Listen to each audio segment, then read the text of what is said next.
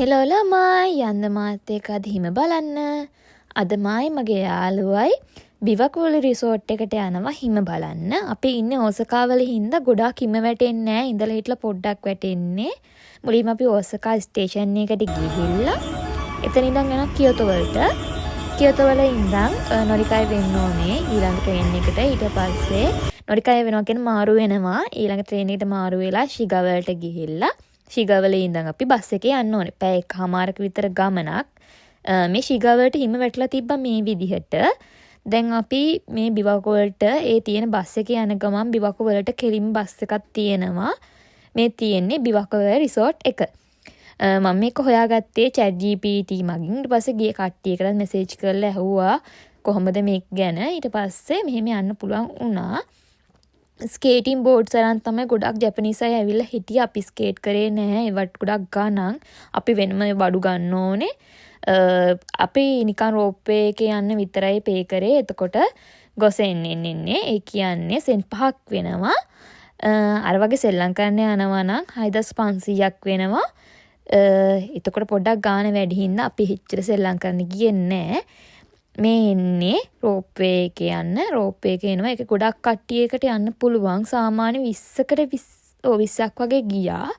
ඒකෙදි ගත්ත වීඩියෝස් තමයි මේ තියෙන්නේ. ඒවා පැහැදිලි නෑ. මීදුම් බැඳිලා වගේ හින්දා මේ තියෙන්නේ එන්ට්‍රන්ස් එක. එතන එන්ට්‍රන්ස් එකෙන් අපිට සෙල්ලම් කරන්න වෙනමයි ස්කේටින් කරන්න වෙනම තියෙනවා. ඊට පස්සේ මගේ විකාර ටිකක් එහෙනම් බලා ගන්නකො දැන්. එමයි ඔබගේ ආදරේ පන තියෙන තුරු මගේ ඔව් සත්තයි මං ඔබේ හිමන්තරා සිඹින හැම හුස්මේ ඔබ හැංගී ඉන්නවා ගැඹුරේ මගේ පපුවේ ඔබ හුස්මත් ගන්නවා මතුදා සංසාරේ හැමදා ඔබ මගේ ඔබමයි මගේ ආදරේ හැම ගෙවෙන තප්පරේ ඔව් සත්තයි ජීවිතේ හිමන්තරා. අපි ඊට පස්සේ මේ හිම බබෙක් හදන්න හැදුවා. ඒ වුණාට සීතල වැඩි. ඊට පස්සේ අපි ඔක්කොම පැත්තක දාලා සෙල්ලම් කරන්න ගත්තා. මේ වගේ අයිටම්ස් එතන තියෙනවා. ඕ වගේන් අපි ගහගත්තා. මගේ පස්ස හොඳටම තේමිලා. මොකද මම ඉඳගෙන හිටියා. ඒ වුණාට ඇඟට සීතල මාර වැඩි. අපි හිතන් හිටියට පැය 2-3ක් ඉඳලා එනවා කියලා එච්චර වෙලා හිටියේ නෑ ඇත්තටම. කියන්නේ ඇත්තම කතාව කියනවා හිම එපා වුණා. අපිට ඇඟ ඇතුළට සීතල නෑ. උන්ට අත් දෙක පුපුරු ගහන තරම් සීතලයි. මේ තියෙන්නේ කට්ටිය සෙල්ලම් කරන පොඩි බබාලා අර බෝඩ්ස් පදිනවා.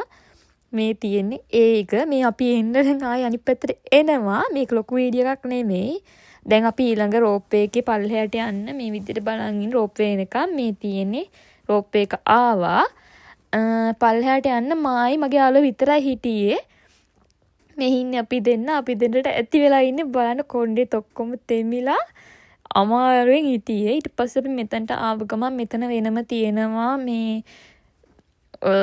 කෑම ගන්න තැනක් වෙනම මේ ඒරියා එකක් තියෙනවා. එතනදී අපි හොට් චොක්ලට් එකක් ගත්තා. මොකද අපි හොඳටම සීතල වෙලා හිටියේ. ඊට පස්සේ බස් එක ඇවිල්ලා මේ අනිත් කට්ටිය බහිනකන් අපි ඉන්න ඕනේ. ඊට පස්සේ බස් එකේ අපි නැගලා අපි ආයෙ ගෙදර එන්න පිටත් වුණා. පිටත් වෙලා එන මග තමයි මේ තියෙන්නේ. ලස්සනයි. ඉතින් හිම වැටලා තියෙනවා.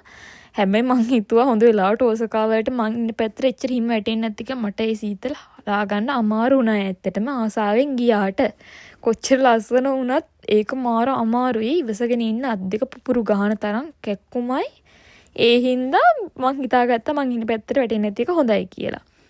දැන් මේ ට්‍රේන් එකේ අපි ඕසකා ස්ටේෂන් එකට එන්න ගමන් මග මේ තියෙන්නේ. මෙහෙට හිම නෑ. ඔයාලට පේනවා ඇති.